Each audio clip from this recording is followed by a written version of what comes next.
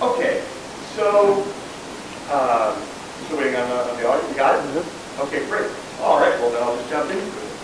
So, first off, then I think I'd like to just go around the room and actually find out who you all are. I mean, some faces here are familiar to me, others less so. And so I'd just like to find out, if you could go along, first it's the usual ritual humiliation of the first day of anything, So just your name, what department you're in, and especially what previous experience, if any, do you have for digital humanities? And of course, none is absolutely fine. So why don't we just, since I know you get to be in the hot seat, you want to start it off? All right. Sure. My name is Sheila Dunker, and I did an undergraduate research project in which I wrote 4 databases are now on the server. I'm not a record. My experiences with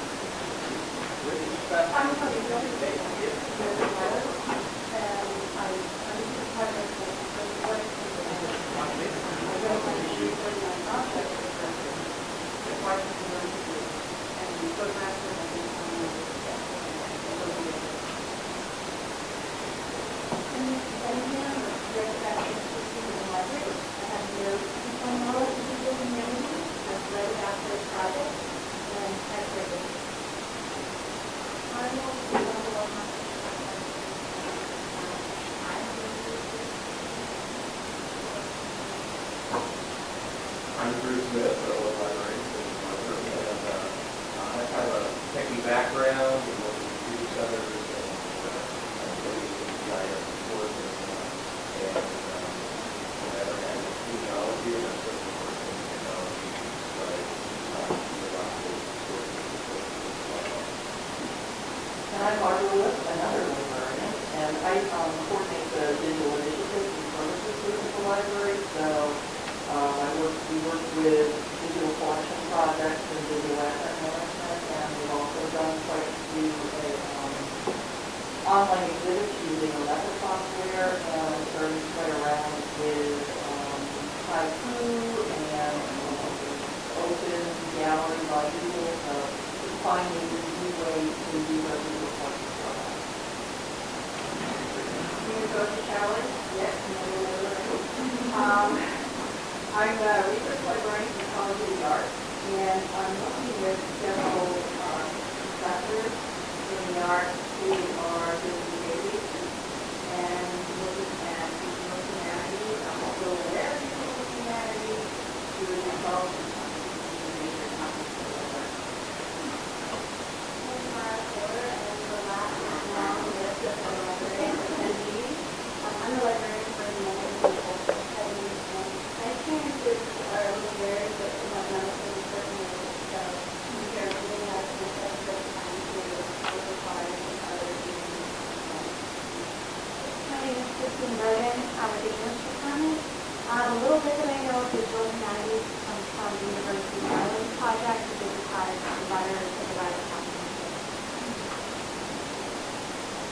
My name is Kate Schuler. I'm a senior in my last semester of my bachelor's, and I'm thinking about what I'm going to do next, and I'm just in my department. I'm Elizabeth Lewis. I'm a undergrad in computer biology and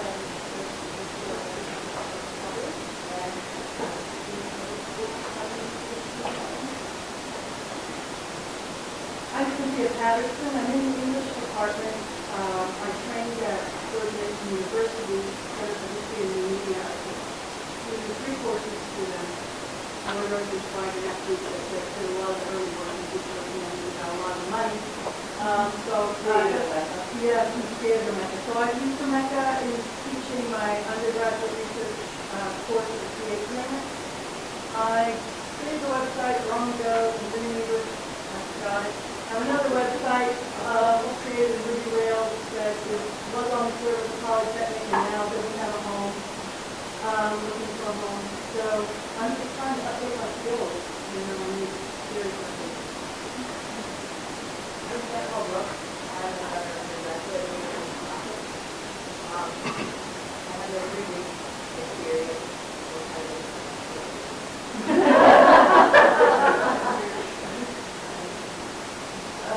I'm Christina. I am a classics major. I am very much interested in doing graduate education. I am actually in 3D digital modeling right now. So, yeah. I'm Christina, and I'm part of the graduate program in the history department, and my focus is actually the digital humanities. I have previous experience at a beginning level for 3D modeling, GIS, and also some augmented reality. I'm very interested in learning more about the digital humanities beyond the spatial sphere, including how things like databases and whatnot can be incorporated into my research. My name is Kelsey Esposito. I'm another graduate student in the history department, and other than being Christina talk about the digital community, that's why I'm here. My name is Ivona. I'm a graduate student in the history department, and I heard about this talk from Christina Rose of the Ninth Part, and I'm very interested to find out what I can do in the future with digital humanities. My name is Travis Doran. I'm co-director of AIST, the Alliance for Integrated Spatial Technologies in the School of Geosciences. And we've conducted heritage preservation projects in 2, 3, and 4D around the world. And everything from development of content to databases and websites. Great, thank you all very much. So I realized how rude I was to start this all off without, of course, introducing myself. So my apologies a few seconds in. I thought that was kind of sorry. My name is Dave Thomas. For those of you who don't remember, yes, I'm the founder of one of these. So my own background is that I'm an ancient historian. I have, however, used digital humanities both in my own dissertation research, which I will cross meeting, but I also happen to be the son of a computer teacher and was raised in a tech environment. So there was a brief period in my life where I considered going into computer sciences for my major, but when I thought about exactly how much math I would have to learn for that, I thought maybe humanities was a better choice for me. I like to think that I have a diverse background in digital humanities, although I am an expert perhaps in no single field. Although I would say in particular, I do have a certain strength in 3D modeling and in database programming as well. So why don't we then start things off? So I thought it best that we start off with definitions, and that seems to be on the basis of a survey that was passed around, or rather, I'm sorry, did you want to introduce yourself? Okay. My name is Dr. Griffin. I am School Information. I am teaching with the librarian. I'm teaching data and visualization. The idea is that in the future we will not use the text, but more we will use the visualization as a replacement for the text. Google has made us do that, so there is a tendency that that will be nice, nice comparison to what you're going to feel that today I'm an open source lab, which means that I have the code in order for me to say what I want to achieve. The test details that I'm putting up a program and how to use application with our data. And so this data and the information is system basis. So we'll be able to do that and be able to achieve this basic. Right, excellent. and open source is in fact something we'll be talking about.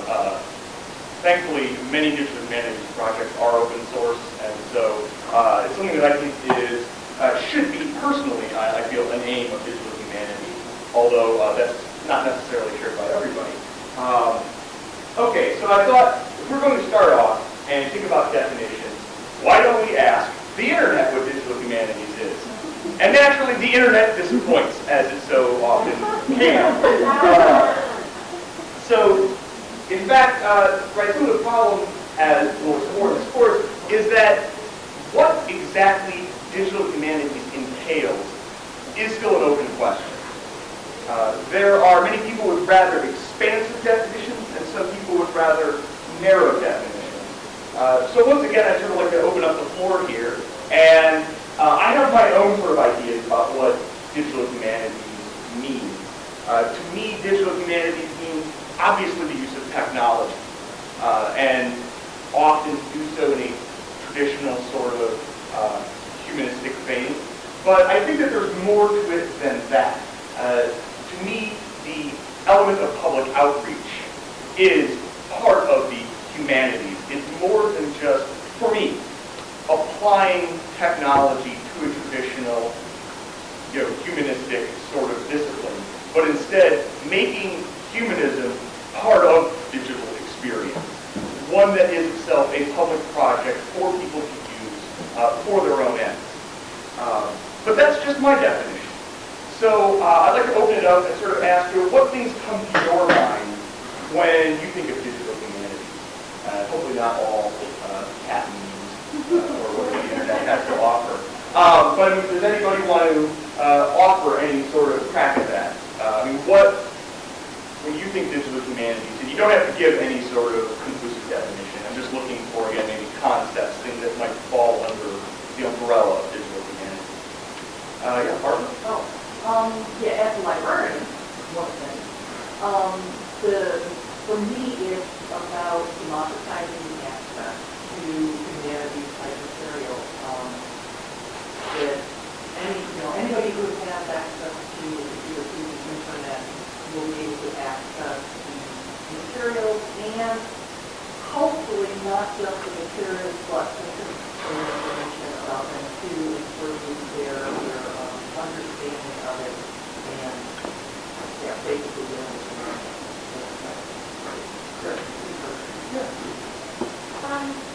What I read history, I love it, is the text to me is flat, and I have to use my imagination to make relationships. What I would like, I would consider humanities doing is making it visual so I can understand the relationship better, rather than looking at a table or looking at text, just description. Because, we don't have visuals anymore to look into. So many of us have to use our imagination. Sometimes we're way off.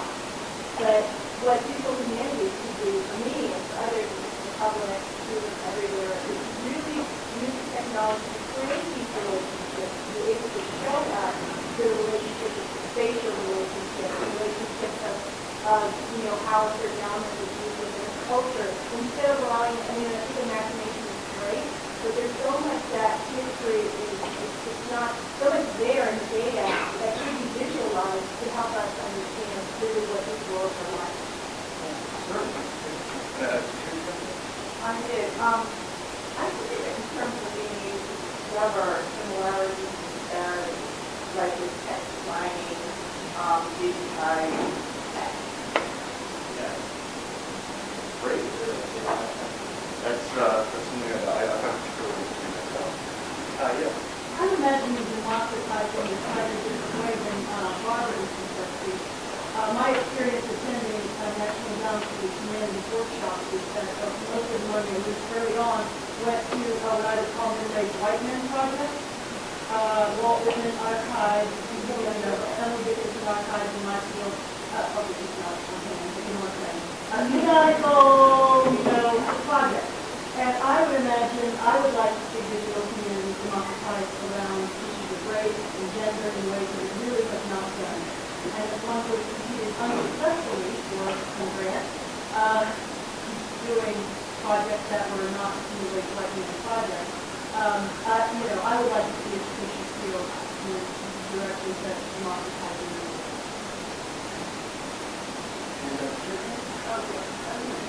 very easy but I think we can work with the digital humanities to persuade people to digitize the text, but to choose what types of search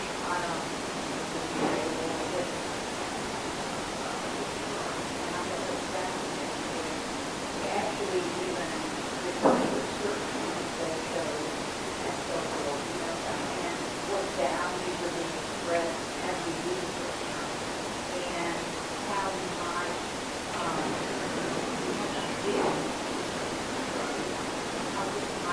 we talk about working with race and culture.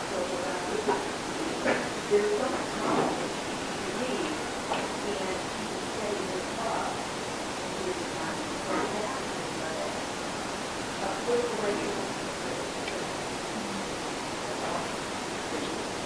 Sort of the big thing about, what you were saying, even if it's just those humanities, I think I'd rather focus on one characteristic about digital humanities, and that is that it's collaborative.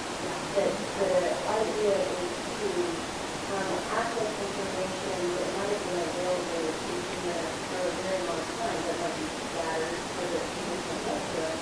Or it might be that it's in languages that people don't really understand. And then there's also the issue of how you put all this stuff together in a database and put it up online and make it available for everybody, hopefully with open source software, hopefully linking it to other database. But that's the point that I'm trying to make is that it is collaborative, and not just between humans, but between other people and librarians and students and, it's collaborative.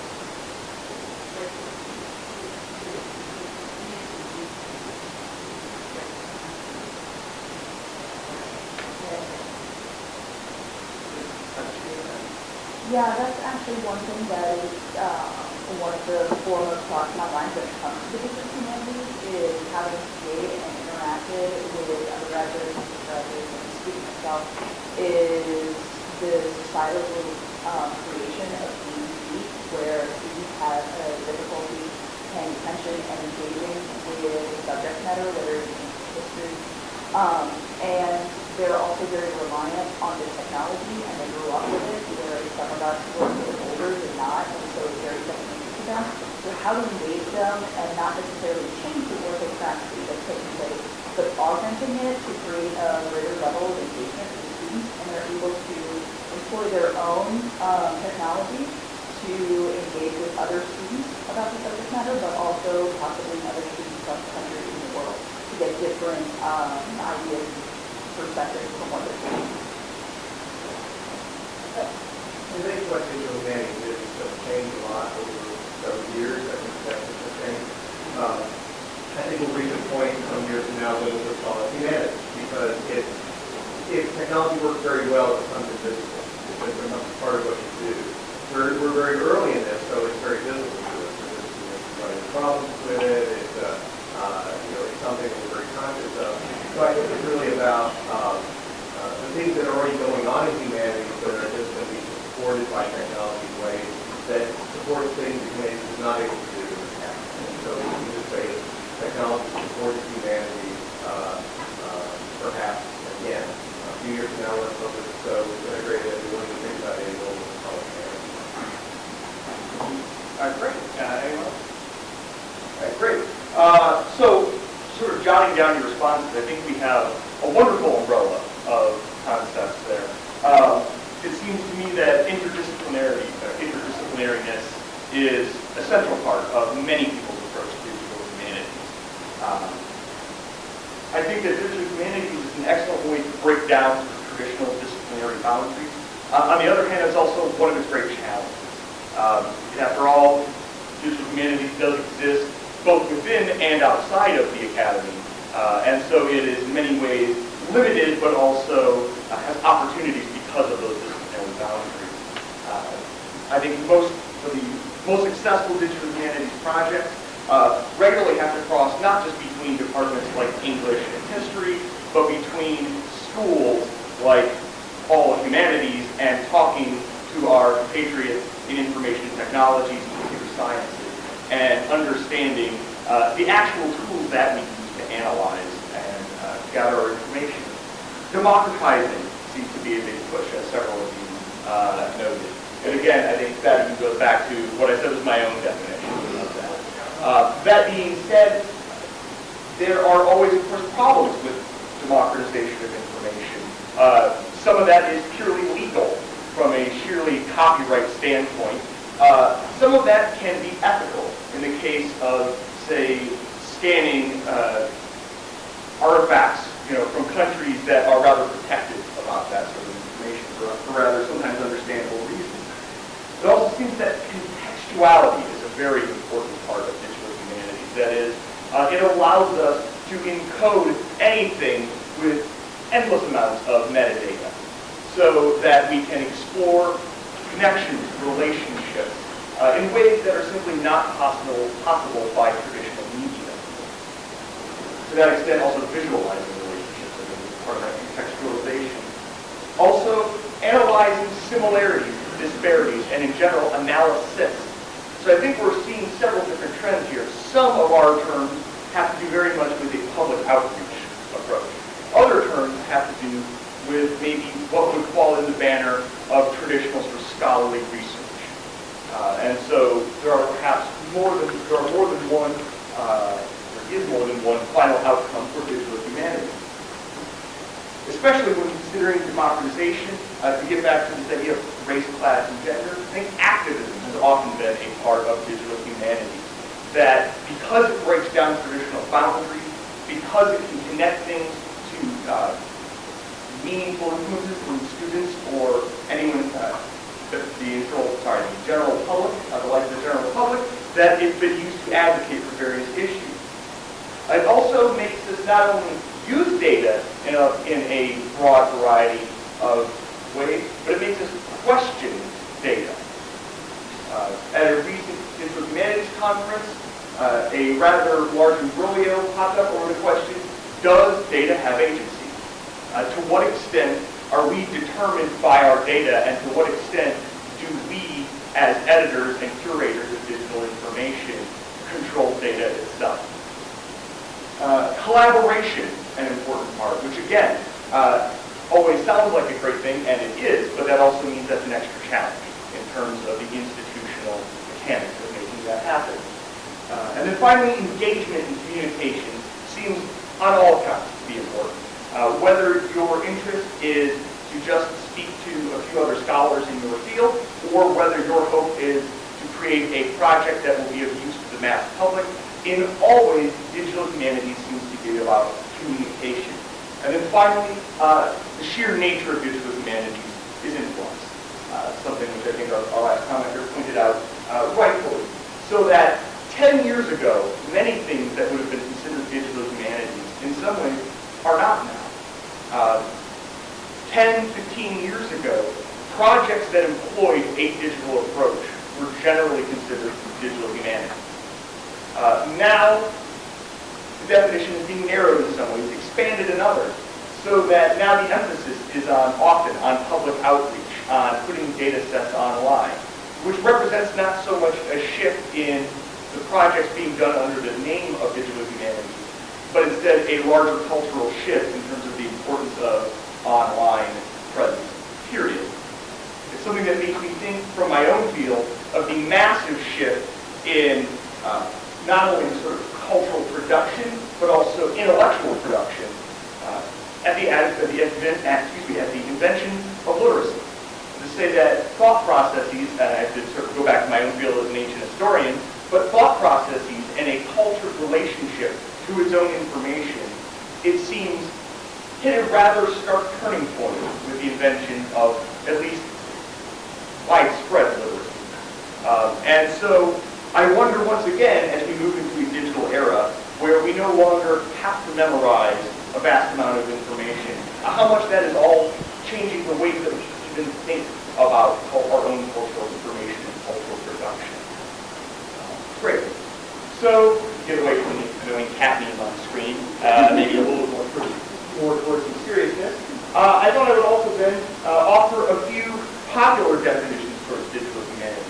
So this from one of the largest online digital humanities publications. Lisa Spiro says that digital humanities is a diverse and still emerging field that encompasses the practice of humanities research in and through information technology, and the exploration of how humanities may evolve through their engagement with technology, media, and computational methods. So I think her definition is not necessarily at odds with anything we just sort of came up with here. And I think it's interesting, too, that Lisa Spiro points to another element of digital humanities, which has been, especially in recent years on the rise, a sort of self-aware digital humanity. A digital humanities that likes to use the tools of digital humanities to study, to some extent, digital humanists, because we're all a vainglorious bunch. So that's something we will also explore in future weeks as well. Another definition offered in a recent textbook on digital humanities says that this subject asks what it means to be a human being in the network information age and to participate in fluid communities to practice asking and answering research questions that cannot be reduced to a single genre, medium, discipline, or institution. It is a global, trans-historical, trans-media approach to knowledge and meaning-making. Wow, that sounds gigantic and also not very helpful in some ways, right? In terms of like, you're coming here, you wonder what digital humanities is, and it's a gigantic transnational, every discipline, right? And this is some of the problem in terms of talking about digital humanities. Because it does envelop so many things. Because it is interdisciplinary, it's difficult to pin down. Right? It's like trying to nail jelly to a wall. In particular, I think, once again, that her definition points to the very present nature of digital humanities. That is to say, in many ways, digital humanities, getting back to, again, this idea of digital humanists studying digital humanists, we're also partly interested in, we're not just taking advantage of the opportunities offered to us by the current sort of digital age, however you want to say it, but we're also interested in the effects of that digital age. And so it's a difficult thing that digital humanities, in some ways, is both the employment of technology in the digital sphere and the study of the employment of technology in the digital sphere. It has this sort of double meaning at times that can at times lead to confusion, but ultimately I think it is beneficial to consider both sides of the coin. And this one I like. This one gets to the more exclusive definition of digital humanities, but does offer something perhaps a little more concrete. Stephen Ramsey, in a rather famous conference speech, said, personally, I think that digital humanities is about building things. I'm willing to entertain highly expansive definitions of what it means to build something. I also think that discipline includes and should include people who theorize about building, people who design so that others might build, and those who supervise building. And then he gets into the coding question. The coding question is, for me, it's not. Insofar as many people build without knowing how to program, I'd even include people who are working to rebuild systems like our present, irretrievably broken systems of scholarly publishing. If you're not making anything, you're not, in my less than 3-minute opinion, a digital humanist. And if you disagree with that, that's fine, right? This is, I'm simply trying to highlight in this the broad diversity that is going on right now, that there is still yet no consensus over what constitutes digital humanity. And that need not necessarily be a bad thing. We can think of that as opportunities. It is then, to some extent, on us to define what digital humanities means. It's up to us to enter into this larger debate. And finally, it highlights another point that I think we need not hit on here, and this idea of the connection between public outreach and scholarly publishing. And that's something I'd like to, for us to think about in weeks to come, as increasingly it gets harder and harder to get books published, as the cost of publishing rises, as even incredibly famous scholars have to wait, at times, years to hear back on the status of their manuscripts. Digital humanities offers another outlet to reach our audience. And then finally, not so much for use in here, but a fun toy. If you go to, guess what? You can ask the internet, www.whatisdigitalhumanities.com. It is a database with over, let's see how it comes up on there. It is a database with over 500 quotes of various scholars involved in the digital humanities and what they think it is. So every time you refresh, you just get a new answer. So again, nothing to really explore right here and right now, but I just thought I'd like to point that out to you. So if you are interested in sort of mining the depths of this. Okay.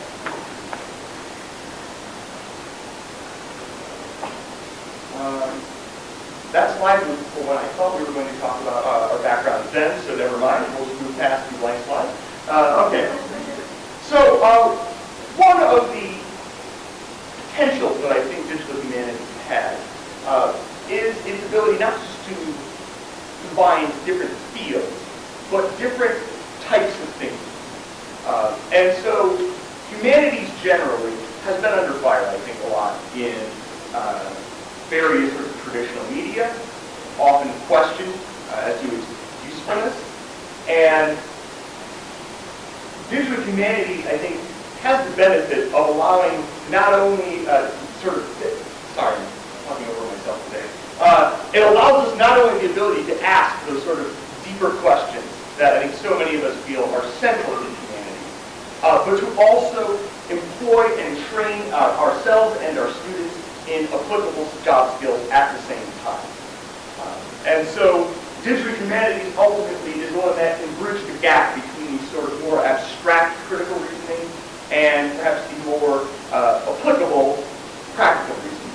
It allows us to fully communicate those ideas. Okay. And before I move on, actually, then I'd like to throw it over to the floor again and ask, what are you most interested in? So I've thrown around a lot of various definitions, and I've got a bit about your background. But in terms of this workshop, I would like to know what you would like to know to some extent. So, why don't we start it in the back this time, or do you want to start? Okay. Why don't we start it in the back? Do you want to take it away, or we can move on? Mine's pretty easy. I want to know what you folks are interested in. Great, yeah. I figure as the director of AIST, you might have a little different stance than perhaps some of the others. So. Okay, then what are you sort of most interested in? Database creation and 3D modeling and reconstruction. Well, I'm sorry, what was the last? Reconstruction, maybe like property reconstruction. Okay, great.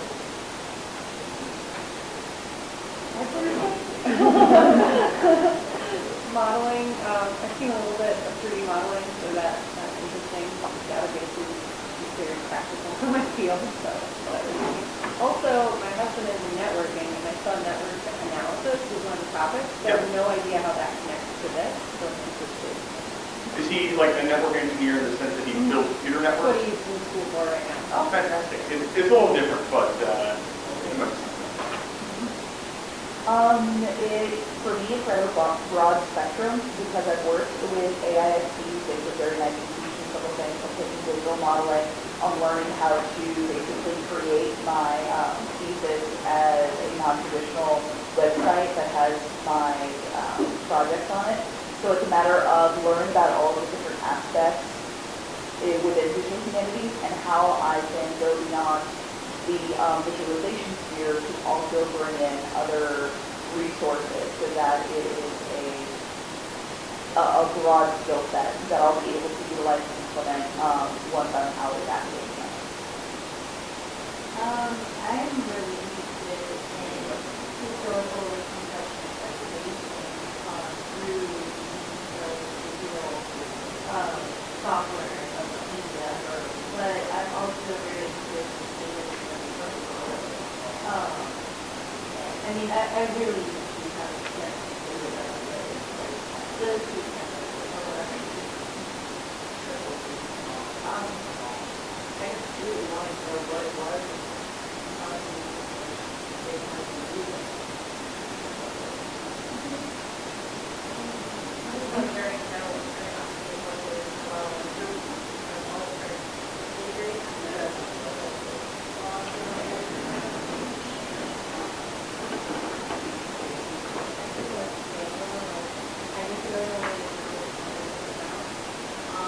director, like, my ability as a business isn't making quite clear of it, because I have skills in Photoshop, and so I was interested in learning some other software and probably using some software. I'm interested in learning how society to develop, and really I think that being a real visual reconstruction of the environment, structures, and the other kinds of society aside from, that's really fun. I'd like to see this space become a space where I have a sense of where these players are, and those people that are in the field that I know who is in history fairly well, but I don't know who the big players are in other fields, and I'd also like to see this be a space that is in conversation with funding streams other than the big funding streams. Because I have a sense that we're always being told to write for external grants, but I don't have a sense for where small players are that lead to big things. So having that conversation that connects this space with funding space.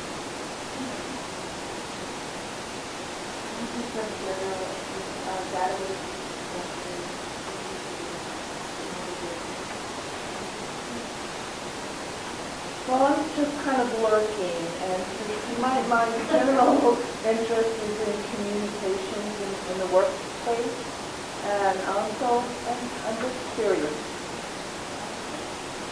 I'd like to get a sense of what projects certain departments are doing for the Digital Humanities, and what's where we're going.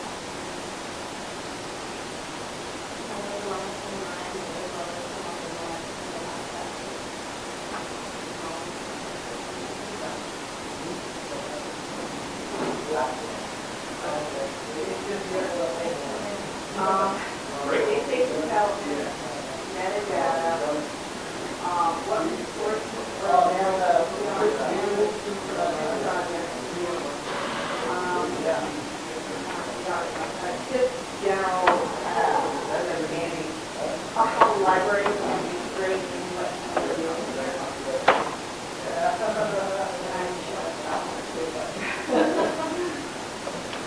And mine is very similar with the library people, because what are the faculty interested in, what projects are they working on, what are the students interested in, what would they like to do, where are existing digital collections fit into that? If they do, and if they don't, then what kind of digital collections do we need to build to support the research and education on campus?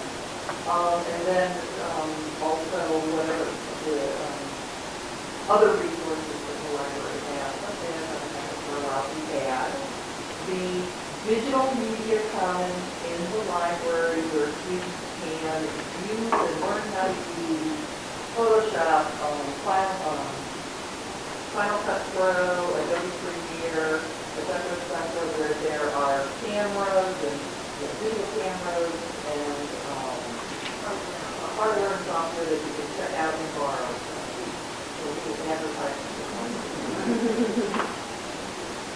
I feel like I've grasped the concept, the technology end of it, but I'm a liaison librarian for School of Information, School of Mass Communication, the Department of Communication, to be honest, Thomas, and I do want to see examples of what kinds of projects are being done around the country, whatever, in some discipline, so that I can better support the students and faculty in the areas that I work with.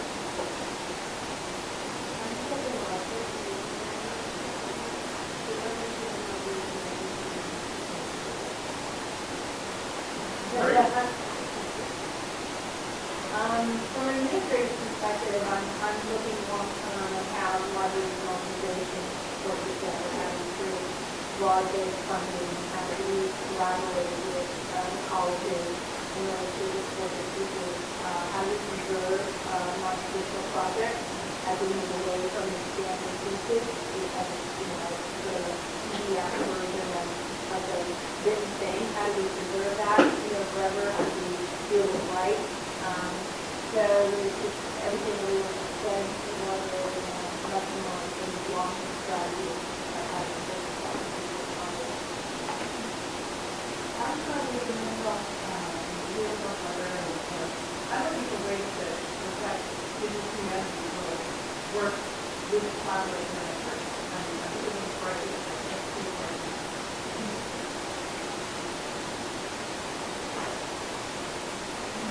Well, I guess that digital project is funded, but basically how I'm learning how to figure out what I am. Right now, I don't even know how to answer right button. Got a question, but it was, what do you do on this? What do you know there? How does it work?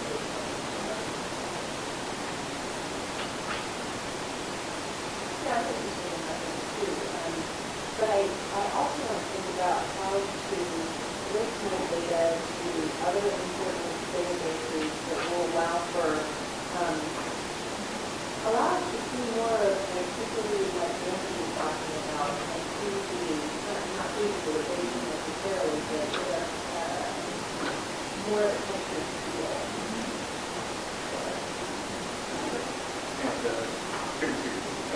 All right. Okay. Great. So it seems that we have a number of responses.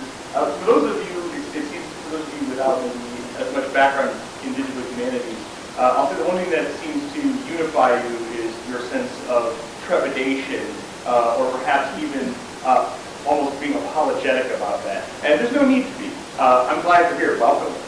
So yeah, if you had no ideas or you want to know it all, well, clearly, in the context of a series of Fridays, I wish I could teach you all, but I'm not nearly such a good teacher. But you're an essential part of this conversation, so thank you for showing up.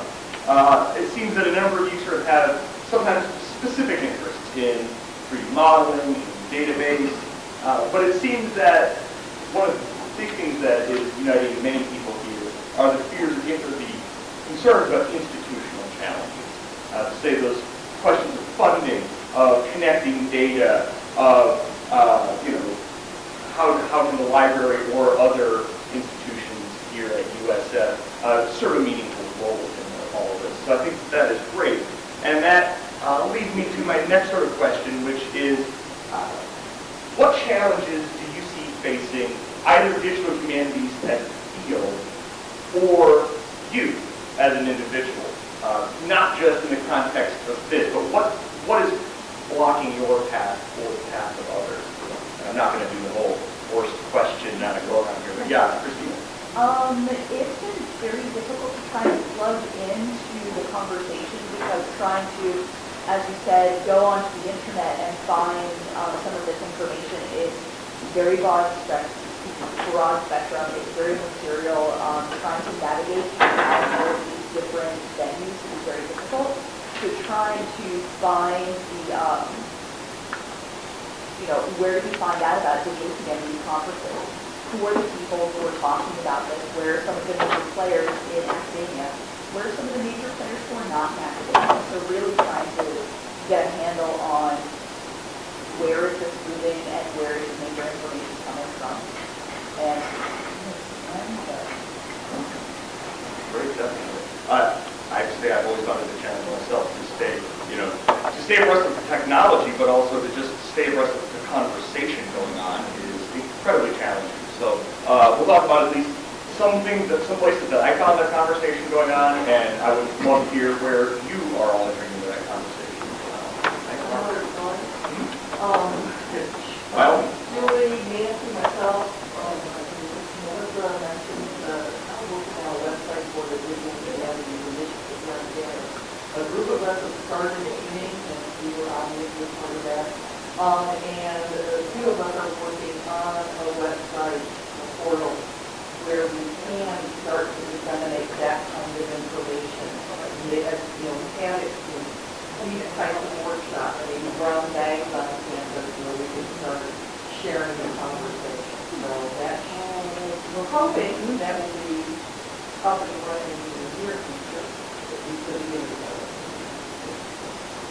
My initial apprehension is not so much about, it's more how we'll receive the knowledge of how to do the specific things, because I know it's very involved and it takes a lot of time and training and practice to work on each of the different kinds of projects. And, we have courses here at USF for some of them, but then for those of us who are already taking a full course load of languages and history classes and other things, I know there are external resources, and like you said, you self-taught a lot of those things, and so maybe what the resources are for them as individual persons.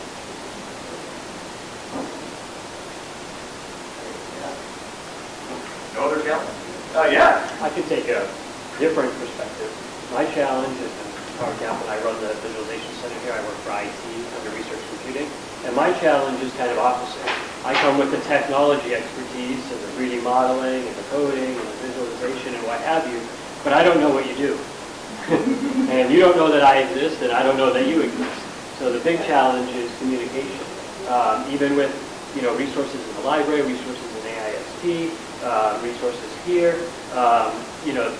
we've been connected through all of that stuff, but in terms of how to help students and how to help faculty, it's very difficult because our background isn't your background.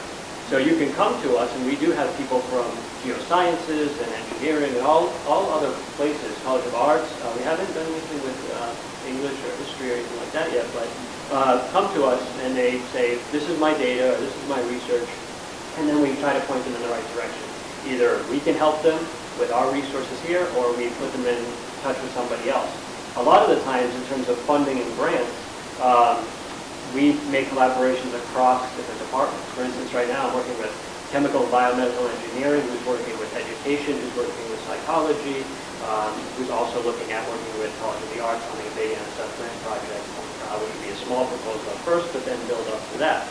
So even if you're interested and you have an idea or something that you're working for in terms of your research and you're looking for funding sources, we might be able to put you in the right direction to somebody who came to us previously and said, I have this background, there's a grant that deals with visualization, but we need somebody with these expertise also in order to fill that out and to get that funding.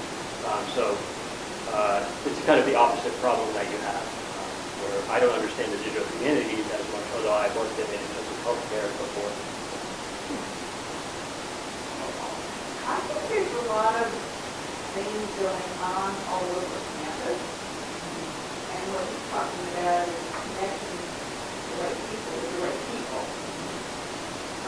For instance, over in Graphic Studio and Contemporary Art Museum, they have this huge collection of images. They digitize everything that they have. It's all artwork, but nothing's being done with it. And so I think, and also I think we have an institutional problem in that we look at everything as being STEM focused, and we look at humanities and arts being happy.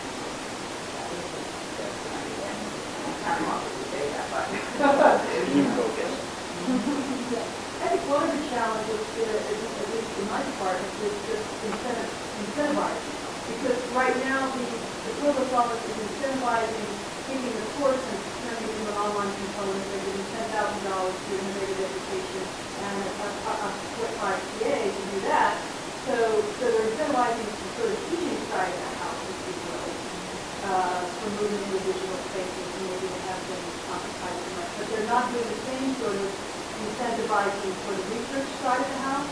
So I think you have to get the provost here in a way on the funding issues internally to start projects. We can do it informally in English with sort of course buyout, but it's not the same as having it incentivized at the provost level or funding level. And also just incentivizing from the point of view of what counted as scholarship. The reason I let my skills go is because my department made it very clear that we're not getting tenure. Digital project of any kind would not be anything virtually on my TV. So, I got to look at and I did things that wanted, that's how, you know, you need to do it anyway. But I guess what I'm saying is other ways of incentivizing junior scholars, I'm not junior scholars more, but incentivizing them to take on digital projects and making it clear that they're going to be practice on this. Skill. Walk it down the wall. Yeah, Yeah, Julie? I just want to describe that. I say the same thing, but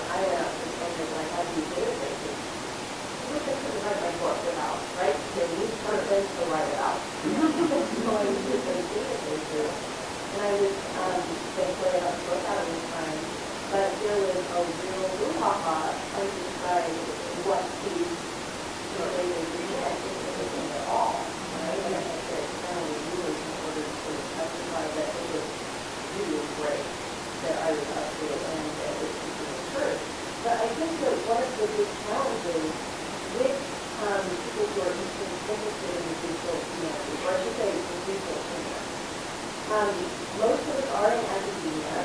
Most of us are facing the tenure clock, or we've got a certain amount of production, following production that we need to get through.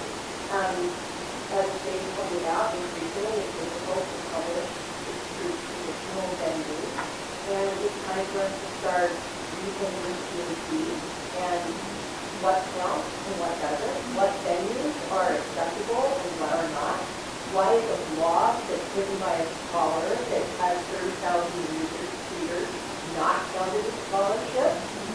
And an article that maybe will have 5 over the next 16 years is, right? Why are these two issues all need to be addressed?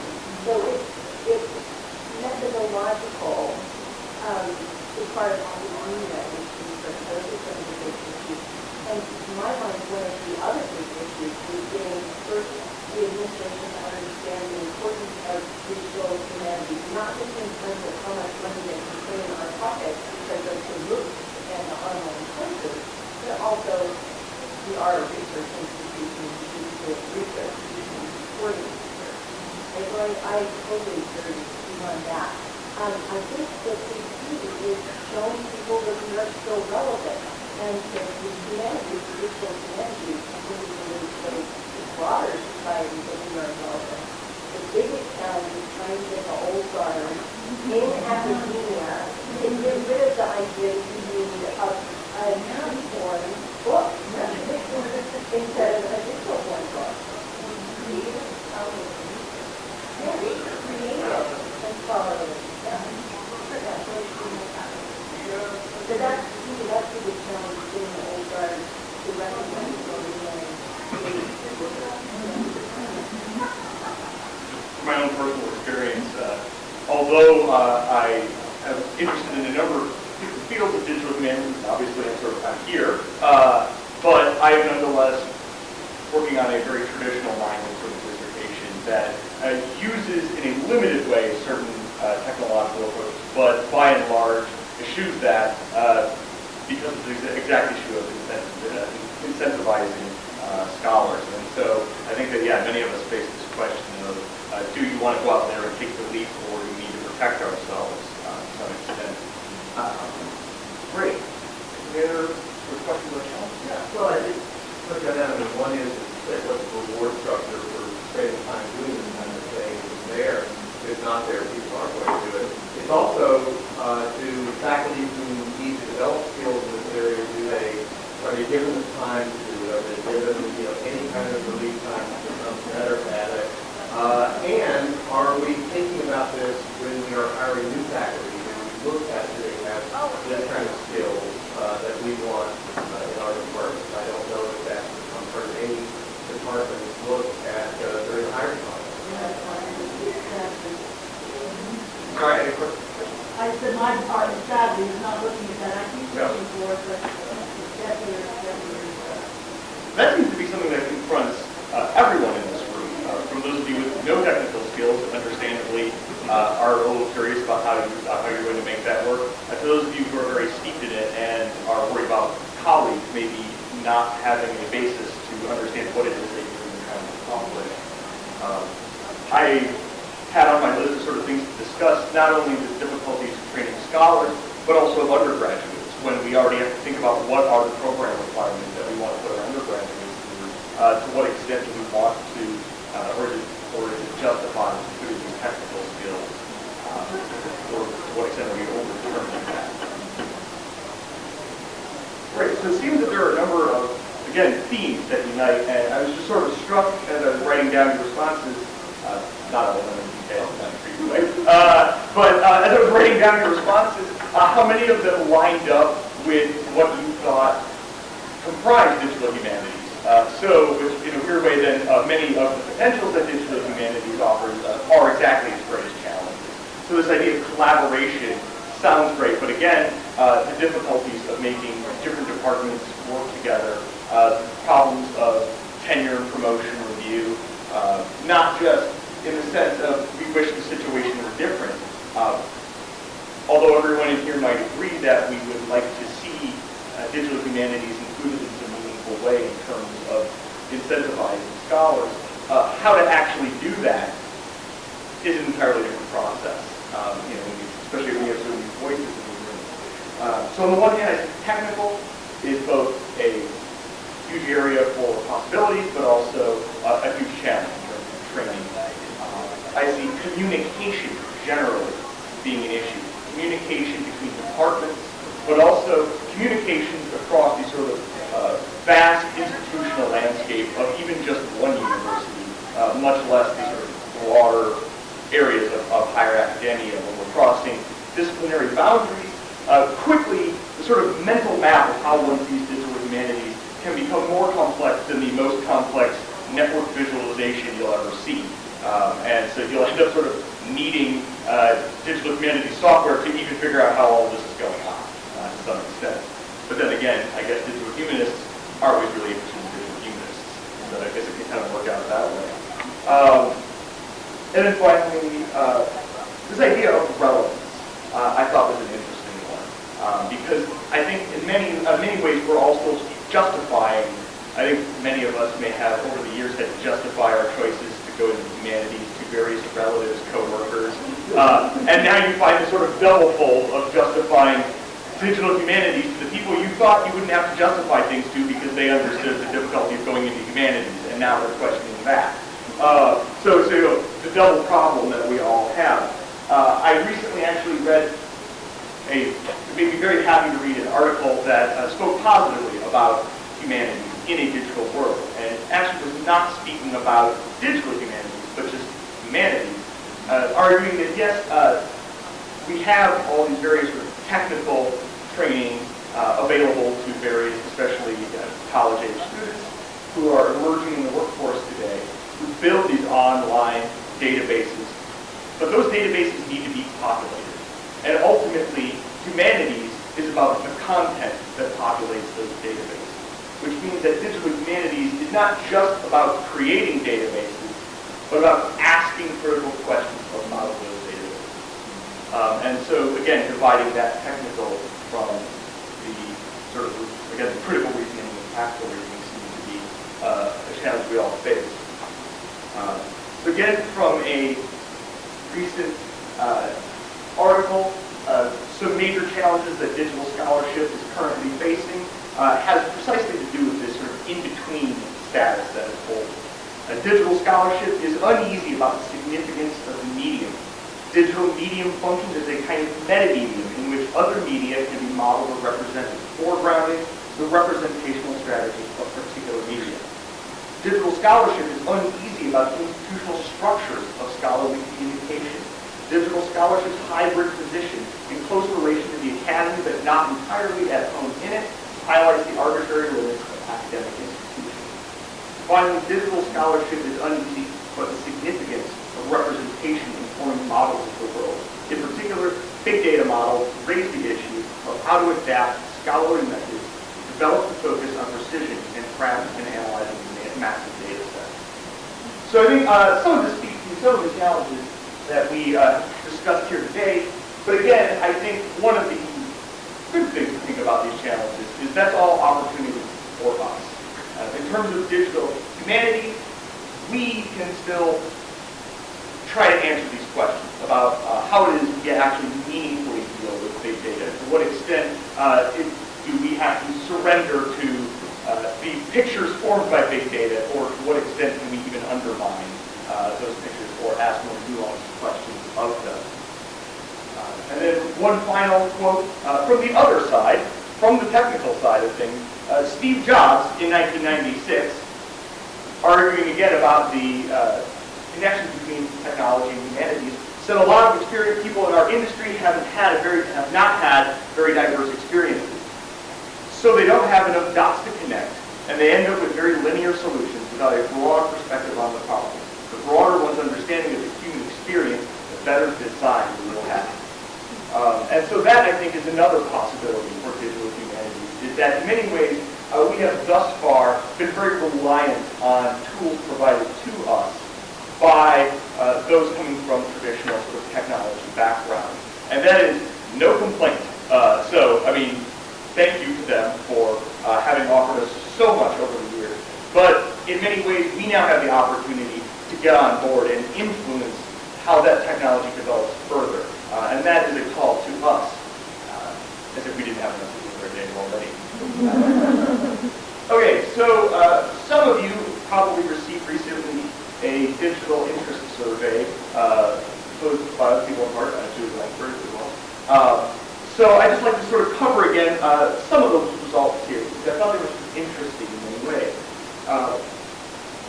Getting back to the question I asked here, what is your understanding of the term digital humanities?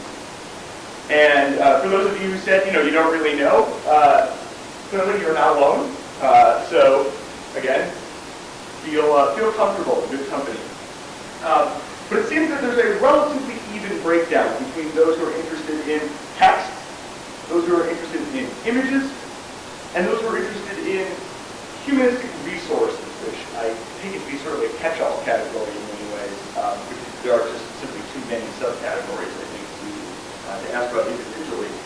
So that just seems interesting in itself, that breakdown is relatively even, and that seems to be even the case in this room, that a number of you are interested in 3D modeling, a number of you are interested in databases, and some, of course, in all.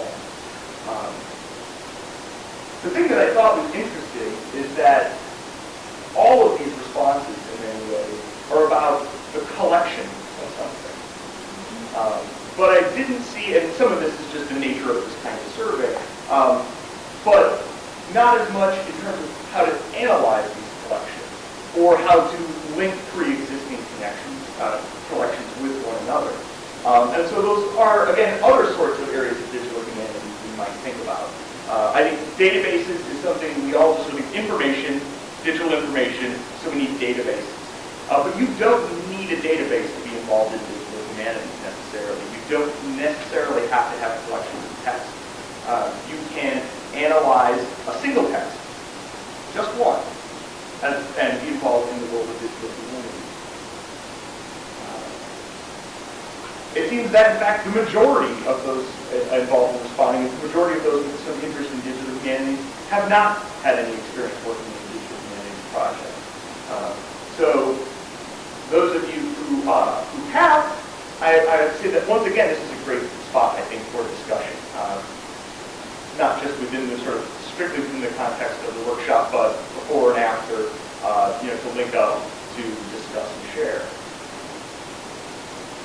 And then finally, the split between teaching and research, which I think you already mentioned that there's already some incentive for teaching in digital humanities, but maybe not so much institutional in terms of research.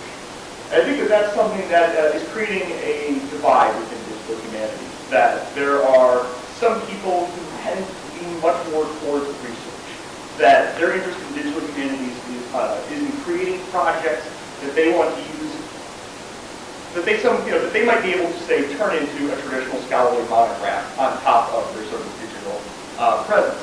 And on the other hand, you have teaching, which, to my mind, breaks down into two different sort of categories, at least for us. One, the undergraduate classroom, or graduate seminar. But two, that level of teaching that involves discussions with the broader public. And to what extent do we even see that as part of the same thing? And then finally, in terms of interest, I just have to say thanks. I'm glad so many of you are interested in the digital workshop. So thanks for helping me edit that one out of it. Okay, so for the rest of the day today, I just sort of have a series of various projects that relate to the different areas within digital humanities. Some I have a little bit more, some I have a little bit less. It's just a result of sort of what I could get together in time for this that I think might have a general broad feel.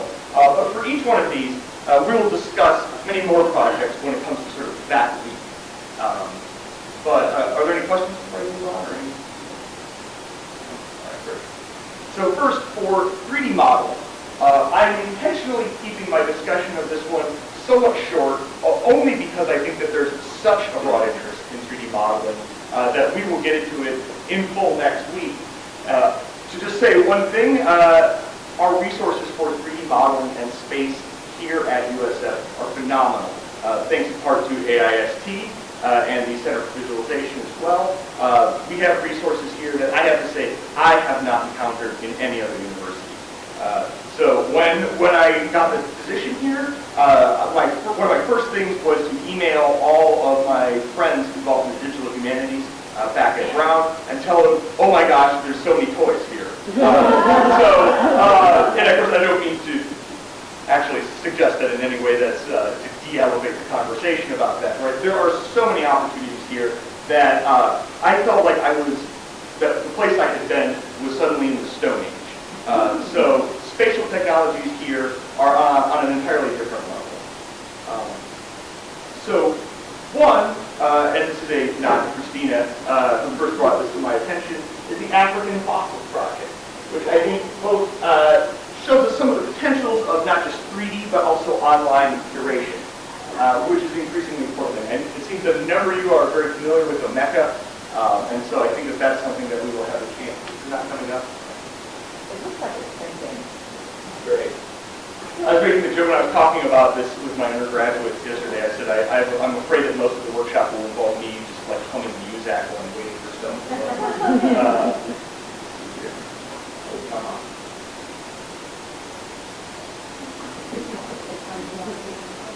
Yeah, it's Friday. It's knocking off for the afternoon. Yeah. Let's see here.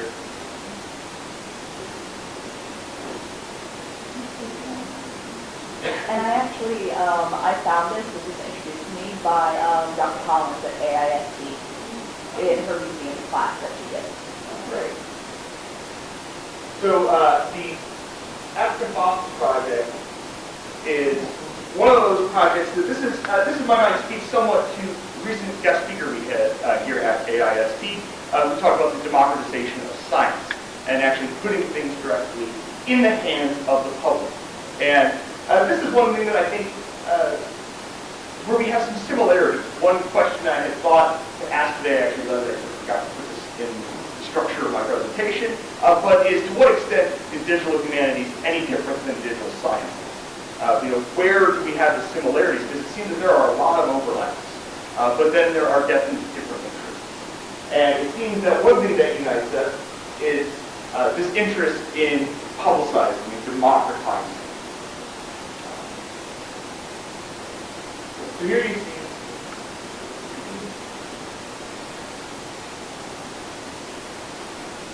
And so here we have a 3D model, and this is actually kind of awkward because I have to over here. But we have a 3D model of a fossil. And one can zoom in and view this object at any here. You see the incredibly high quality possible. Now, the 3D model itself, as those of you who had to see our recent guest speaker are probably aware, is not the actual geometry of that model is somewhat simplified from the actual fossil because not just the bandwidth, but the sheer computing power required to display an object that has 17 million plus polygons is just outrageous. So instead, a texture is laid over the basic object. I was actually very happy when I asked our recent speaker, to what extent does that affect measuring? And not much at all. So it says less than 1% at worst. So that means that for digital humanists, we again have the possibility to measure, which is something which I myself am only beginning to sort of understand how to approach at all. But I've done a lot myself with 3D representation and 3D art, but not so much in terms of 3D measurements in that way. So that's something I think holds quite a lot of promise.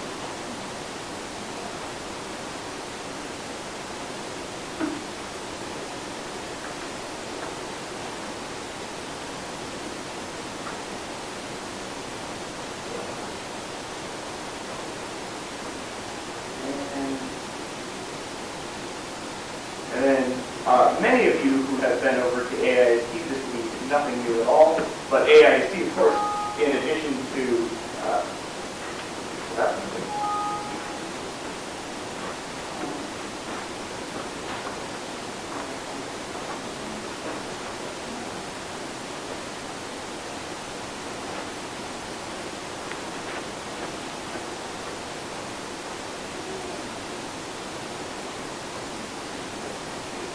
I don't know, just wasn't quite suggesting that. So just one example of the kind of scanning, because the last object we saw was just a single object.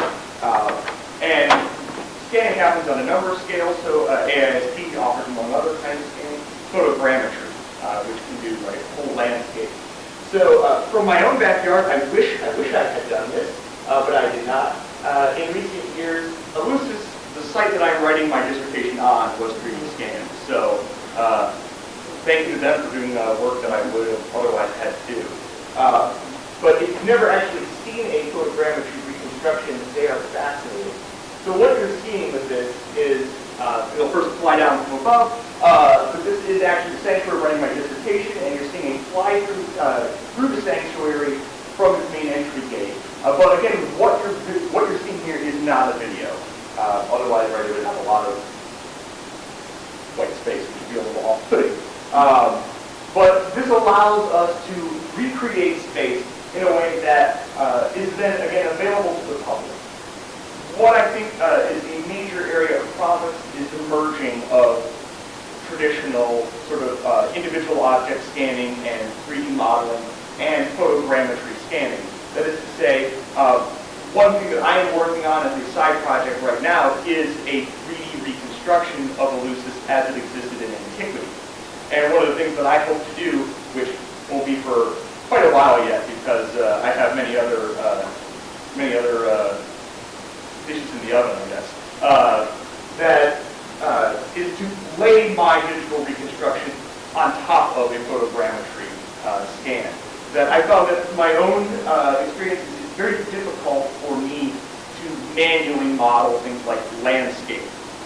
That is just tough to do. Elevation data is not always easily available, and even when it does, I'm just never going to be able to get the kind of detail that photogrammetry scanning allows.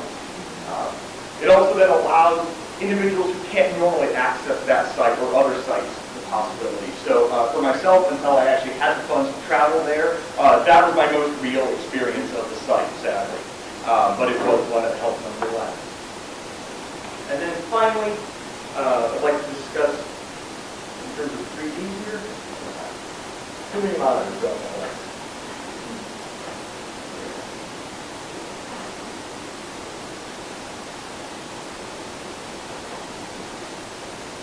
Nope, wrong one.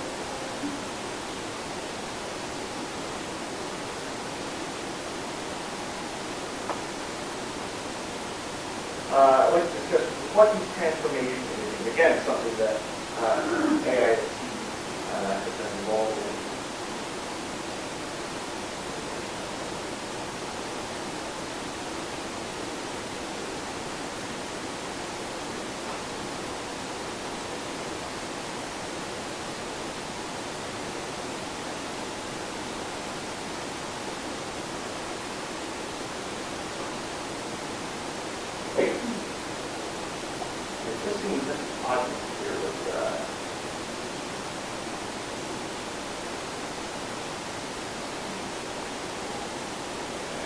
I may not have put my cards right. I apologize for technical delays, but you know, it's not like I should have known about this or anything. Let me change my display to mirror it. That's going on here.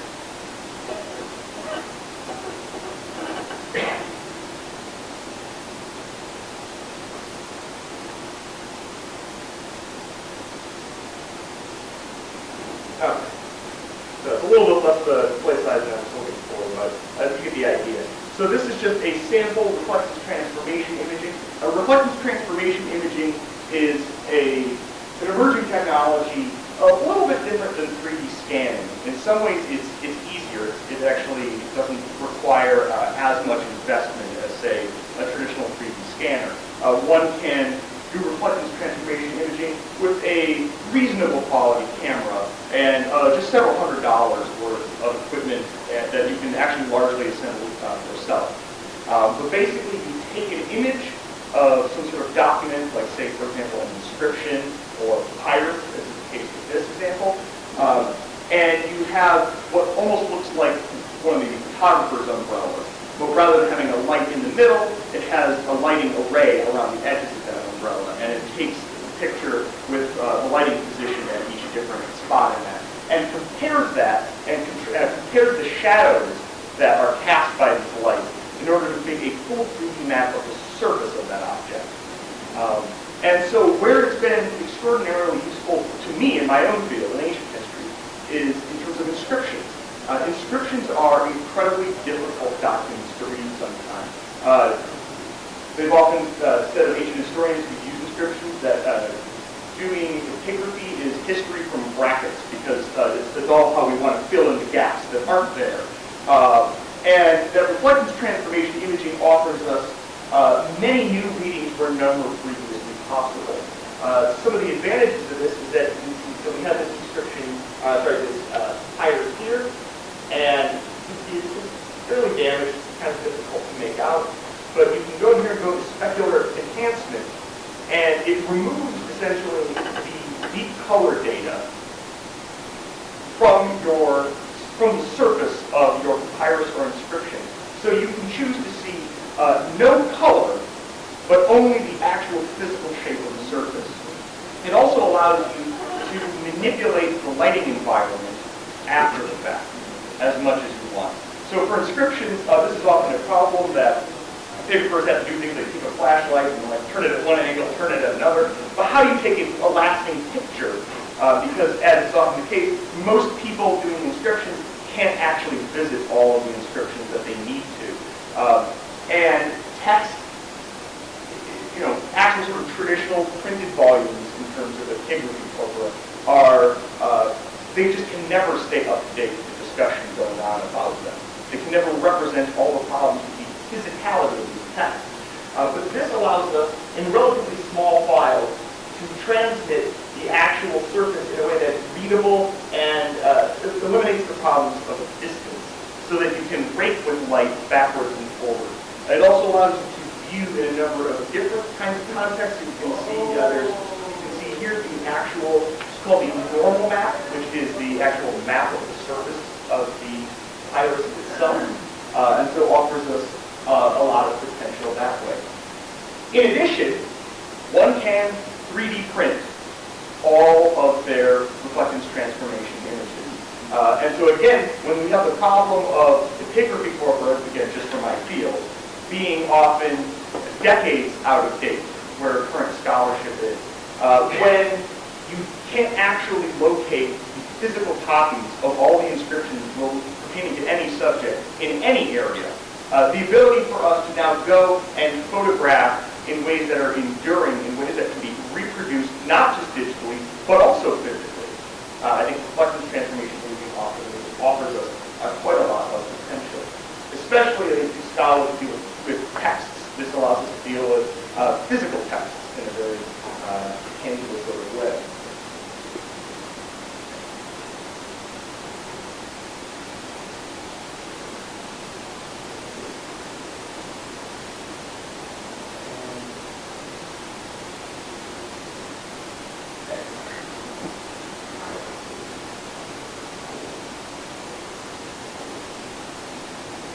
Sorry, I always get messed up when I have to do with words on monitor. Suddenly I feel like my dad, like running around with his TV, has no idea where the monitor is.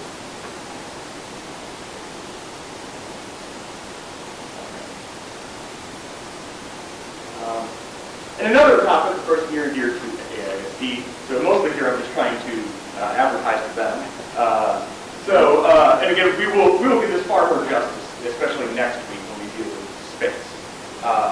But just to mention a few projects, again, I know best my own field, but I think suggest some of the potential. One here is the Ancient World Mapping Center, which is the mapping center, which is the same mapping center that put the Barrington Atlas of the Ancient World on, which is probably the most famous, sort of most broadly referenced maps for the ancient world. Has also released Antiquity a la carte, which is actually an interesting name. But it allows us to, in fact, go in and create our own maps, including not only seeing their data sets as they have them, but adding on our own data sets right on top. so that you can trace your own, which is not loading, great. Loading slowly. Which ultimately, well, that actually has to do with a challenge I'll talk about in just a minute. The beautiful thing about this data set is it allows us to turn on and off various features. And again, I think this is sort of the thing that is a great potential of digital humanities generally, the ability to customize user experience. So we do things such as,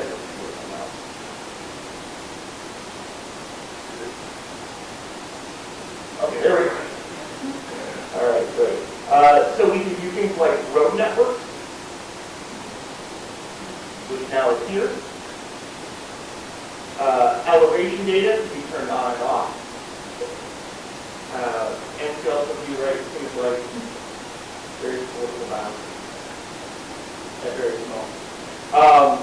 In particular, this allows us, for scholars in the ancient world, the ability to do things like view coastlines as they existed in different periods, which is something I think is just itself fascinating. Now, as cool as this toy seems, at least to me, and I guess some of you out there, what strikes me as truly digital humanities about this is the fact that they put all of their map tiles and data sets online, so that I can, on my own, at home, in my own ArcGIS program, use their tile sets. I can download them and put them up on my own servers, or I can simply make a call to their servers, which is all I'm doing now because some of these files are a couple of gigs. But you can, in any way, do this, and all you need to do is offer them a short credit, and that's it. So again, the ways in which digital humanities, I think, is not just about building for your project, but in many ways building your project so that others can integrate and build on that project.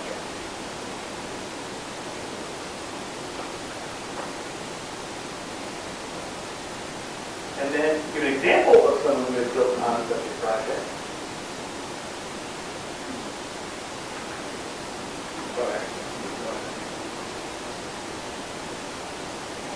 Oh, okay. Chrome browser. Not an issue.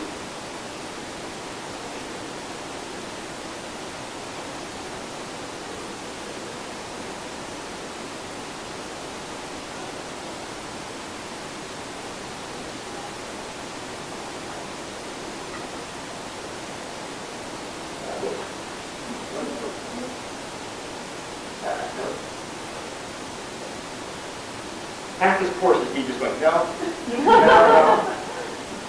Hang on, wait a minute.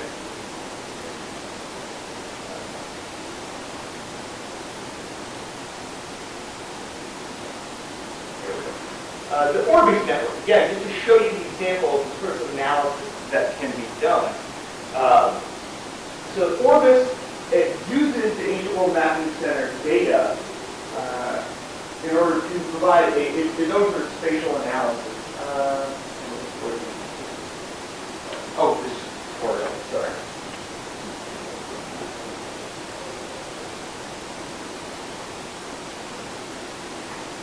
So this was built by a scholar named Walter Scheidel, who has for many years been very interested in big history, big data, big questions. And I've actually met him a couple of times, and fascinating scholar to talk to, although I disagree with that is entirely personal issue. But he built this really fascinating database that uses the Ancient World Mapping Center tiles and went through and compiled travel times between various points on the ancient Roman road network. And then used all of this to build a network visualization that was geolocated and laid over this map, so that you can, at any point, guess. And of course, he would point out that this is nothing more than an educated guess, but roughly guesstimate the travel time between any 2 points on a Roman network, or what is the shortest path between any points on a given network. It allows scholars then who do economic history to make any sort of calculation as to costs, social, economic, or otherwise. And again, totally available to the public with the data sets online.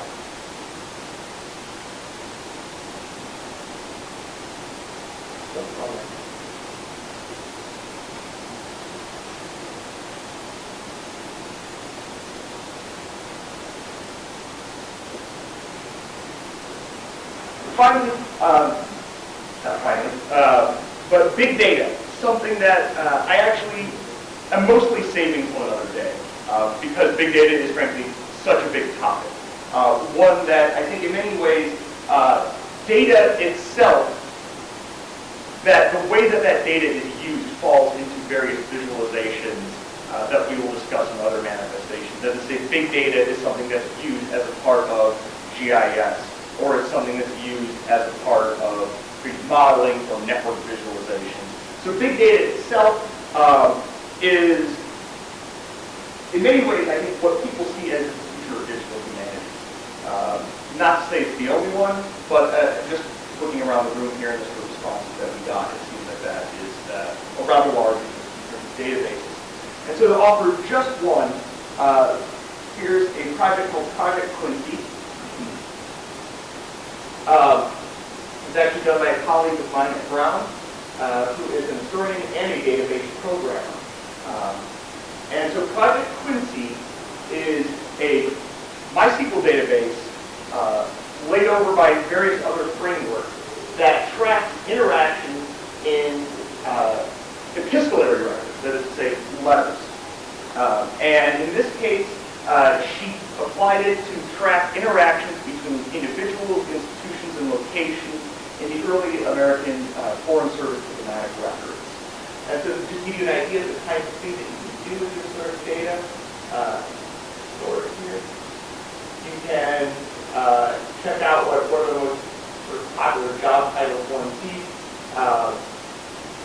The problem with visualizing data, as we'll talk about, is there are now so many possibilities, so many potential applications, that there's no way I could even sort of hope to sum them up here.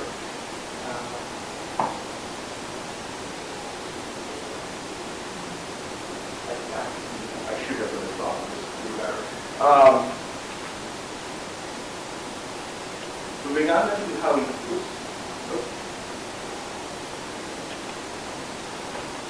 Moving on then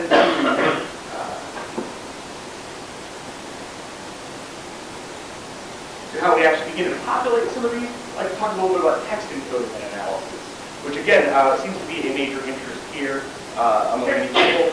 This is actually my own personal background, my own personal experience in digital humanities was in text encoding at Brown, and so I'll just talk quickly about that project, namely the U.S. Epigraphy project, which the goal of this project was to digitize all of the collections of Greek and Latin inscriptions found in the United States. And so the way that we did this, just to show you, is go through, usually through traditional standard printed volumes that contain all of the inscriptions, and then marking them up.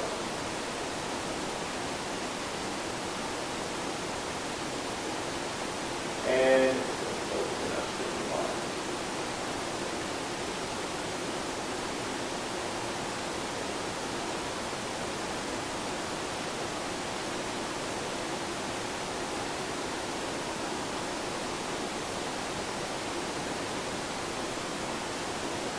I do apologize. That's not coming up right away. So, in the interest of it's Friday afternoon, I'll just move on. We will return to this one. This project is specific, so that's fine. So, in terms of the U.S. Epigraphy project, though, we constructed the database in XML, and so it was simply a matter of going through inscription by inscription and typing out the actual text of the inscription, but then marking up in XML all the various amounts of metadata. And this allowed us to enable users to search not simply by plain text, but by also various other aspects of those inscriptions. So one could search from an inscription that dates from the year 30 CE to 120 CE. One could search only from ones that geographically came from southern Italy, or the ones that I thought were really interesting were professions. So you could search for only inscriptions that involve a Roman centurion who died under the age of 30 from southern Italy. One can quickly see the sorts of analytics that one might be able to to produce through this. And this is something that U.S. Epitaphy Project is in fact only a small portion of the larger online digital movement in epigraphy, which has largely been led in Europe.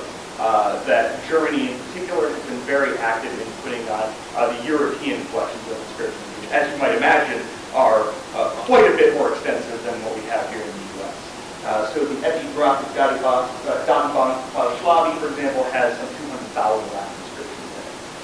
And you can quickly search and get all sorts of big numbers out of that. Some people, I think, certainly according to the responses to the survey, some people in this room are familiar with Perseus. Perseus is, for those who may be probably the most broadly recognizable digital humanities project. That Perseus has put a vast amount of ancient texts online, many of them with translations. In particular, it's wonderful for those who are learning Greek and Latin because all the Greek and Latin is hyperlinked, and so you can click on it and get immediate access to not one, but all of the various major lexicon definitions of said word, and it will break it down grammatically, telling you that that is in fact the accusative plural, and that's the Ionic form, and not the Iolic form, because Greek has numerous dialects. So the reason why I bring this up, though, is as we talked about, digital humanities is interdisciplinary, breaks down field, often includes the study of numerous different languages. It also makes it more accessible, often what would otherwise be a much more sort of arcane sort of study. In addition, it does allow a certain amount of analysis of the text found in it. One can run word counts, for example, and quickly get answers like that. And increasingly, Perseus and other projects are putting their metadata out there so that they can be used, writing APIs so that you can use their data feeds to get other kinds of information they don't have on their own website for you. And then, finally, the Women Writers Project, which started alongside us at Brown, but has now moved to Northwestern, which has been encoding most of the major works written by women in 1600s, especially in the U.S.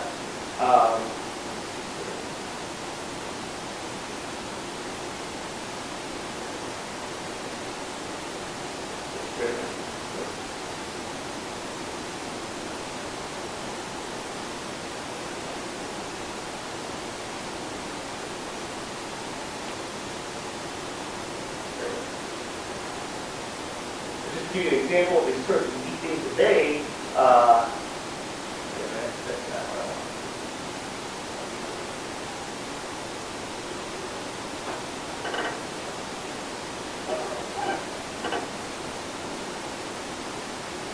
ever want to watch somebody play with the website? Here there's the sorts of information that you can easily get when you hyperlink data like this. The beautiful thing about text encoding is it allows us to produce a lot of big data. And I think as far as digital humanities goes, if we want to talk about big data, we need to think about text encoding. The nice thing is that this conversation has been going on for quite a while. So there has been, for many years now, the Text Encoding Initiative, which has set standards for how to encode text. And that itself has many subsets. So, for example, again, the project that I worked on at the U.S. Epitaphy Project used one subset of the Text Encoding Initiative, that designed for inscriptions. And so it's something that if you find yourself in an area that does not yet have standards set, you, on the one hand, have the possibility to craft and design how those standards will be set, but on the other hand, you're not completely out in the weeds by yourself. You have the ability to plug into the Text Encoding Initiative network and discuss with them sort of what general standards you're going to adopt and what you need specific to your project. Great. And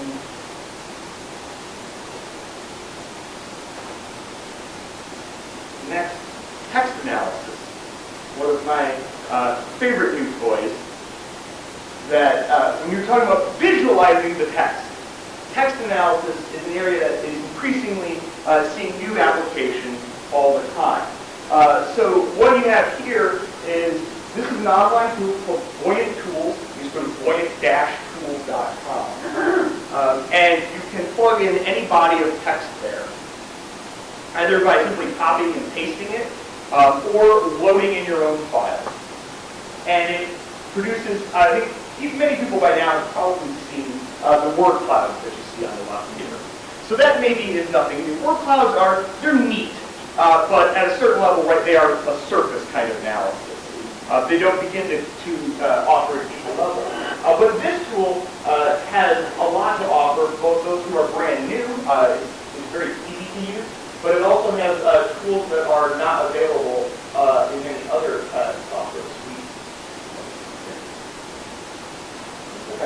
Oh, there we go.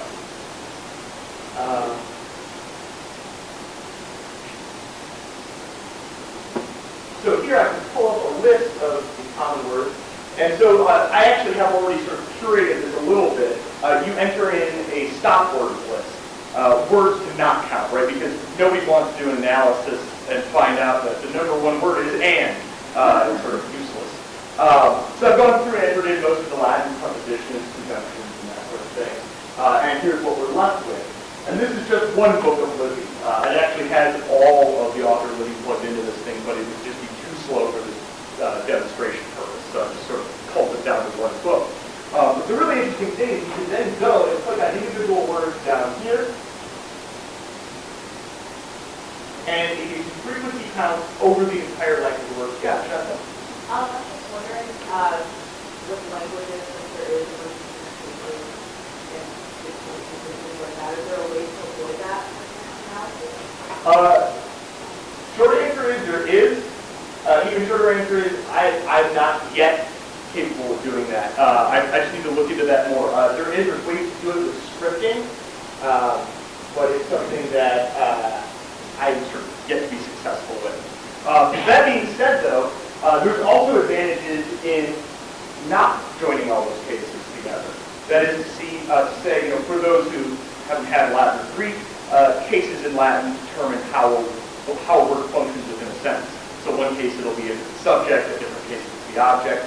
And so it can be interesting to suss out whether, for example, a consul of Rome was regularly the subject of a sentence or the object. It can tell you about agency in text.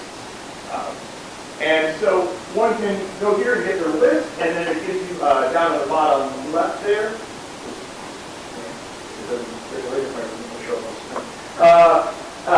Click that, and you get here the overall frequency chart.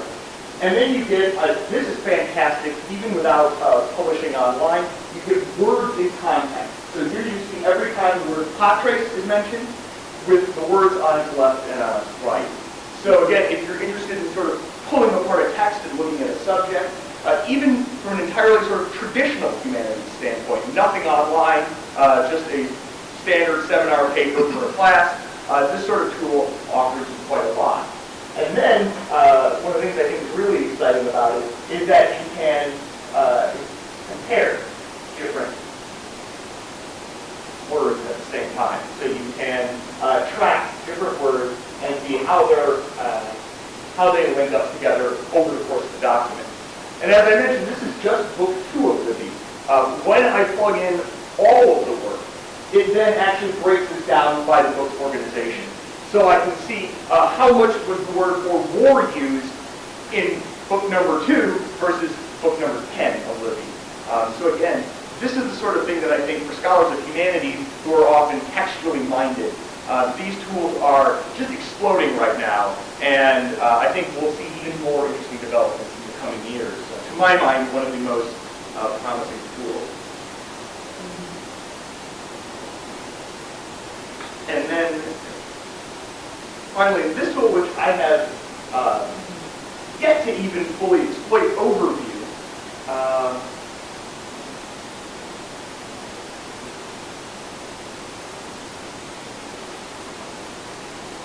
will also analyze your text, but break it down into various subparts on the basis of, wait, what's it coming up? Email address. Oh, whoops, thank you.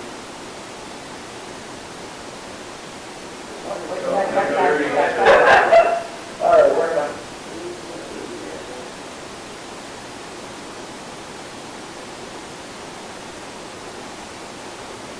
So next time I'll mirror display here, but, okay. That was my mistake. So,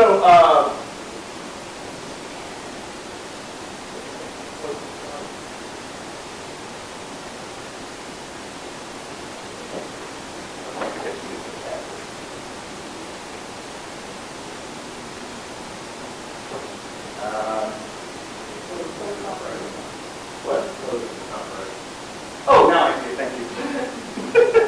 Can you all teach me how to use a computer? Okay, there we go. It allows you to take a text, like for example, Libby, this one is basically all of Libby, and it breaks it down by document, in this case, books, and groups them by similar topics. So you can see within a large corpora, which books have similar topics, which one has different topics, and chunk them out that way. So again, it's a way of quickly digesting a large amount of textual data, seeing the most common topics, but also exploring similarities and differences between those various blocks of text. And then on the slightly lighter side, although still fun,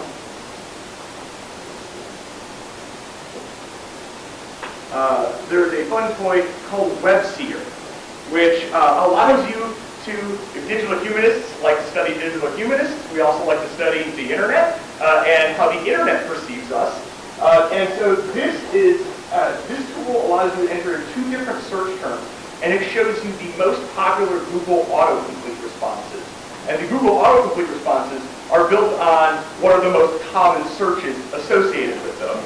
So you can be interested, you search for Greek, and your most common responses are alphabet, mythology, salad recipe, movies, goddesses, islands, names, and salad dressing. So as a Hellenist, I apparently need to be in the food industry. For Rome, and for both Greek and Greek and Roman, God is the most popular topic. But then you get after that, Roman Abramovich, Roman blind, Roman numeral converter, Roman emperor. So, and there we go, there's the history. Roman originals, Roman Empire, Roman Polanski, Roman reigns, and Roman numerals. So again, it's sort of an interesting sometimes to see what the internet thinks about something. It can also be scarring at times. So, for example, I did one search yesterday in which I compared sciences versus humanities. And for sciences, I found, also science experiments, scientific results, science, this, that, the other. And the first and most common search for humanities was and sciences. So, like I said, sometimes it can be a bit soul-scarring. One can also apply this to physical objects. So here's just one gigantically mind-numbing visualization by a digital humanist named Sean Graham, where he topic modeled ancient Greek pottery to find out location, but also subject mentioned in inscriptions on pieces of pottery. So again, this is, in no way do I expect any of this to look visible to me now. This is some of the problems we'll also talk about when we talk about big data, which is how to make meaningful visualizations. I think so often the problem is, the term that they use is spaghetti monster, that you just get all the gobbledygook. And so how do you turn that from, wow, that looks like a really interesting mess, to something that you can actually work with. That brings me to my last subject, network analysis. So network analysis is a subject that's near and dear to my own heart, so I do use it when approaching integrity myself. Network analysis, I think most people are familiar with social network analysis. The Watson-Strogart small world model came out in 1996. Network analysis has had an influence on everything from biology, the study of biology, study of sociology, down to Hollywood movies, lest we forget Degrees of Separation. Or now there's a website that actually allows you to play the How Many Degrees to Kevin Bacon game. There's actually a website that allows you to do that. One of my, I think, most interesting applications that I have seen is a bunch of sociologists, in fact, used it to track the sexual politics of a public high school one time, seeing who had some sort of left undefined, romantic interaction with another student. And so one can see, surprisingly, that the vast majority of the public high school is somehow interconnected in this web of relationships. And everybody, though, I would suspect there would be a few more completely alone dots in there. My friends and I. No. So again, right, how to actually turn this into an analysis, though, is a little bit more difficult. That seems neat. There are some automatic revelations that happen, or we can tell already sort of the interesting fact that most people in the high school are interconnected in some way.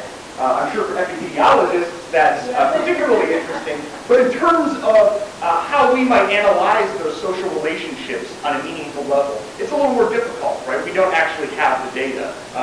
In this case, for very good reasons, we don't know the individuals connected to those dots. Privacy that speaks of itself.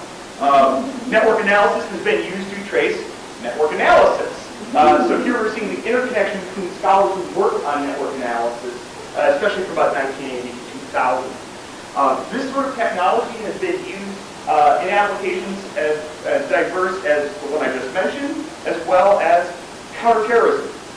So if you go on Facebook and you see the little message that says, people you may know, and suggest somebody, that exact algorithm was used by the FBI to try to fill in the blanks on their knowledge of terrorist networks. So that they use that to try to guess when they don't know whether somebody knows somebody else, but if there are a number of indirect connections, they might hypothesize that interaction exists. And then, lastly, this is sort of my last on the run through of examples here, is an examination of Digital Humanist self-examination of his own topic, archaeology, as found on Twitter. And so, once again, the interesting revelation of this graph is that the vast majority of individuals talking about archaeology on Twitter are, again, interconnected. And these connections are simply formed by one tweet mentioning the name of another in their tweet, or retweeting somebody else's post. And so again, most of the discussions on archaeology are linked. So that this is a trunk that we're seeing an actual concentrated conversation, right? We're not seeing a bunch of various individuals sort of off on their own discussing. There actually is a discussion going on here. And then these, of course, are just smaller little one-off interactions with the same people. So what? So what that there's a conversation going on Twitter? Well, for those who aren't necessarily aware of this, archaeology, the spelling of the word archaeology, has some political connotation. So that, especially that American archaeologists have tended towards the use of just E, as opposed to AE. It's not a universal, and it's not dogmatic, but it does generally reflect various trends in scholarship, and that spelling of archaeology does not have a broad trunk. So one of those interesting things that we might even analyze how we interact with one another through these sorts of visualizations. And so then I just sort of wrapping up the whole presentation part here, and just bringing us back to our common theme. So again, I want to thank you all for being here on a Friday. At this point, I'm curious, are there any questions? Are there any questions in terms of, not questions for me to answer now, but questions you would like to have answered? Even things like, I'm looking for a good database suite of software. What do I need to do? Are there any of that sort of questions, or is there anything you'd like to raise? I've been blabbing on for a while now, so.